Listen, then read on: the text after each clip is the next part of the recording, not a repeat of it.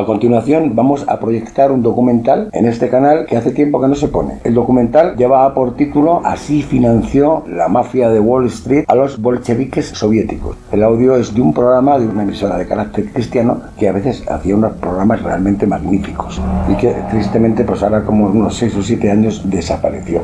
Bien, pues sobre este audio en su día yo añadí unas imágenes y hice un documental que tuvo bastante éxito. Vieron bastantes miles de personas en los diferentes canales y además es un documental que yo he visto luego copiado y reproducido y alojado en otros canales distintos que nada tienen que ver conmigo. Ha sido un documental de muy amplia difusión. Repito, no es mío, el audio es de Convicción Radio. Algunos pensarán, ¿cómo puede ser que este hombre haga este documental? No hay ninguna duda, para mí está clarísimo. Lo que viene a decir este documental es lo que ocurrió de verdad. Evidentemente que los líderes bolcheviques rusos fueron financiados por el capitalismo internacional, Wall Street y la banca judía, sin ninguna duda, porque realmente el comunismo nació como una herramienta más de dominación, al igual que hoy sería el feminismo de género, el ecologismo, el cosmopolitismo y una serie de sistemas que todos reconocemos como sistemas opresores creados precisamente por los bancos y por el sistema financiero, gran capital gobernando la vida de las personas, tratándonos realmente como lo que ellos nos consideran, ¿no? Es decir, elementos, peones en un modelo económico o vulgares cucarachas a las que se puede aplastar, como de hecho habitualmente aplastan, ¿no? Bien, pues precisamente el comunismo fue una herramienta más de dominación. El comunismo inicialmente tenía dos funciones. Primera, destruir a los pueblos, con la introducción de que luego después hoy conocemos como marxismo cultural. No nos olvidemos que la Unión Soviética fue el primer país del mundo en legalizar el aborto y en legalizar la homosexualidad en 1917, pero también hay que reconocer que fue el primer país del mundo en prohibirlo luego. Pero tuvo que haber un cambio. Tuvo que morirse Lenin, tuvo que acabar el señor Trotsky con un piolet clavado en la cabeza para que Stalin diera un giro radical en aquella política. Y ese es el momento en el que los comunismos se rebelan contra sus promotores iniciales. Y ahí es cuando empieza a ser para mí atractivo el comunismo.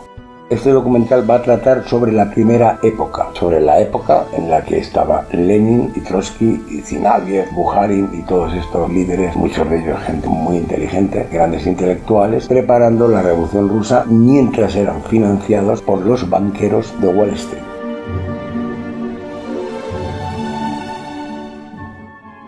Rusia se hallaba tan minada en 1914, después del movimiento revolucionario de 1905, que su entrada en la guerra mundial fue un acto suicida. El consiguiente malestar fue aprovechado por los jefes bolcheviques Lenin, Trotsky, Stalin, Kamenev, etc., para ofrecer al pueblo que le darían la paz, a los obreros que les darían las fábricas, a los campesinos que les darían las tierras, etc. Y la revolución estalló en 1917. Entretanto, una vez reelecto, Wilson declaró la guerra a Alemania en abril de 1917. Anunció que su intervención era contra los gobiernos autocráticos y para asegurar la salvación de la democracia en el mundo. Ese mismo año empezaron a llegar financiamientos para los revolucionarios soviéticos. Procedían de Kuhn Loeb & Company, de Felix Warburg, Otto Kahn, J.P. Morgan, Jakob Schiff, Olaf Aschberg, Jakob Furth, Henry Goldflug, Guggenheim, etc. El Servicio Secreto de Estados Unidos detectó esa ayuda y lo informó en un reporte a la inteligencia francesa en 1918. Aquel documento fue publicado extensamente en la prensa francesa en 1921, así como en el New York Times en 2 ocasiones, en 1923 y en 1933. La Guerra Mundial terminó en 1918. Previamente, un congreso de las masonerías aliadas, celebrado en París el año anterior, con la participación de los grandes maestros de la sabiduría, había formulado directivas para el Tratado de Paz, el cual fue luego conocido como Tratado de Versalles. El presidente Wilson estuvo asesorado por Bernard Baruch, Stefan Weiss, Jacobo de Haas, el rabino Levinthal, los representantes de la dinastía Warburg, un numeroso equipo de expertos. Precisamente en esos días, la revolución estaba a punto de ser vencida en Rusia. En el Tratado de Versalles se introdujo una cláusula, la número 6, para prohibir internacionalmente que se diera ayuda a los rusos nacionalistas que luchaban contra los revolucionarios. Se habló de que eso obedecía al principio de autodeterminación de los pueblos. Sin embargo, siguió fluyendo la ayuda para los soviéticos, cuya checa realizaba matanzas masivas de los nacionalistas opositores o potencialmente opositores. La Kunloeb Company, que era la mayor organización neoyorquina de crédito, actuó como banca de depósito del Grupo Revolucionario Soviético entre 1918 y 1922. Luego prestó dinero para el primer plan quinquenal. El Chase Manhattan Bank de John Rockefeller también estuvo auxiliando a los soviéticos para suministrarles mercancías a crédito, particularmente máquinas y herramientas. Igual cosa hacían los banqueros Max y Jacobo Schiff. La URSS se hallaba terriblemente atrasada. Mediante los créditos de los grandes consorcios, se le construyeron centrales eléctricas, plantas para fabricar vehículos, maquinaria para producir locomotoras, etc. El banquero Averell Harriman, de Estados Unidos, ayudó al régimen soviético a que construyera ferrovías. La Standard Oil de Rockefeller le suministró tecnología para explotar los yacimientos petroleros. Además, se le regalaron grandes cantidades de comestibles. Desde un principio, el Banco del Estado soviético quedó controlado por la familia Ashberg, banqueros de la Nya Banken de Estocolmo, conectados con el grupo más alto de financieros de Occidente.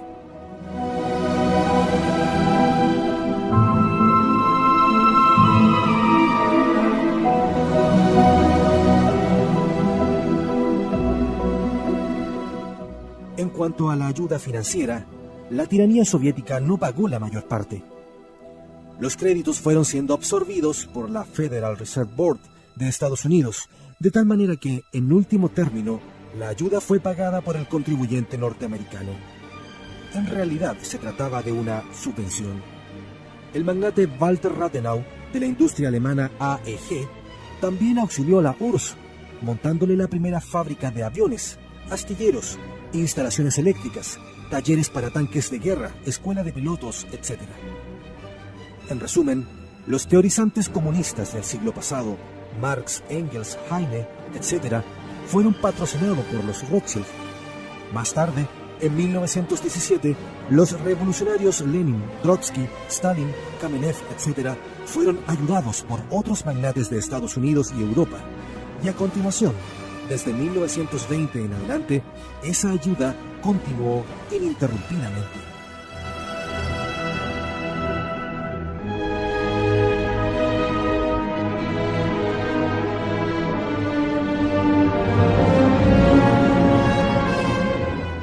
Los multimillonarios patrocinadores de la Revolución Soviética se han distinguido por su inteligencia lúcida, por su perspicacia, por su rápida comprensión.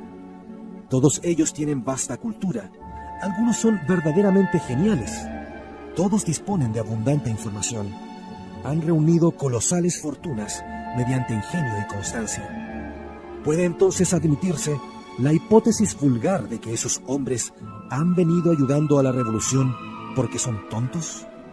¿Puede admitirse que la subvencionaron porque ignoraban lo que es el comunismo? Seguramente que no. Lo hicieron con pleno conocimiento de causa. La ideología revolucionaria abarca lo político, lo filosófico, lo sociológico, lo económico y lo religioso. En la URSS rigió un sistema que dominaba totalmente esas 5 fases. Entretanto, en Occidente se afianzó el poder de las cúpulas financieras mundiales, que funcionan como brazo económico de la misma ideología revolucionaria.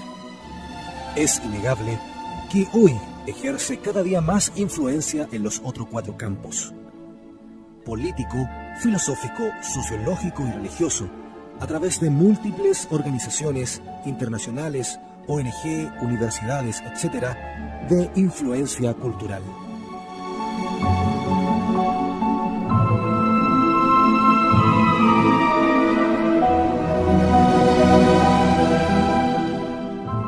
En enero de 1925, el gobierno británico reconocía de jure al soviético. Francia seguiría pocos meses después. En 1926 se firmaba el acuerdo Rockefeller-Stalin, que aseguraba a la Unión Soviética la financiación y el desarrollo de sus recursos petrolíferos. En 1933, el presidente Roosevelt reconocía a la Unión Soviética. El inevitable William C. Bullitt, primer embajador norteamericano en el Kremlin, era pomposamente recibido por Stalin. Una oleada de millones de dólares, libras, francos y marcos cayó sobre la Rusia bolchevizada. Centenares de técnicos de los países capitalistas contribuyeron al desarrollo y renovación de la industria rusa. Averell Harriman dirigía una concesión de manganeso en el Cáucaso. Robin Blum, hijo del futuro primer ministro de Francia, Léon Blum Karl-Falkenstein, era gerente de una filial de la poderosa industria Bayer que fabricaba los motores de aviación Júpiter para el gobierno soviético.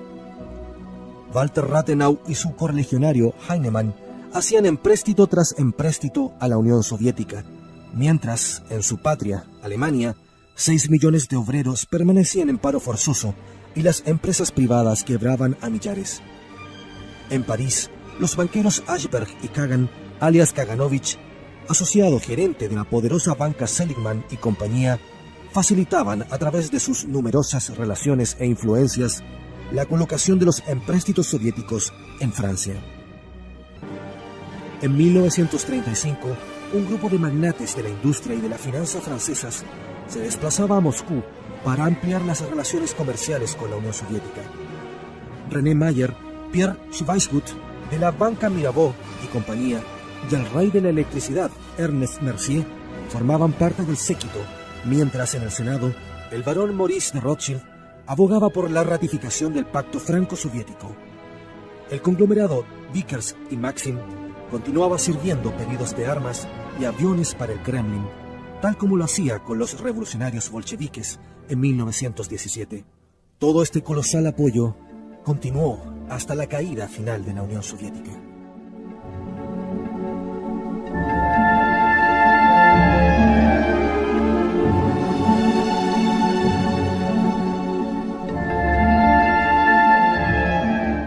Todo lo hasta ahora dicho de la estrecha relación entre el comunismo, desde sus orígenes, irrupción y consolidación, y la alta finanza, no fueron más que pinceladas en el cuadro de lo que fue la cínica alianza entre el capitalismo financiero occidental y el comunismo.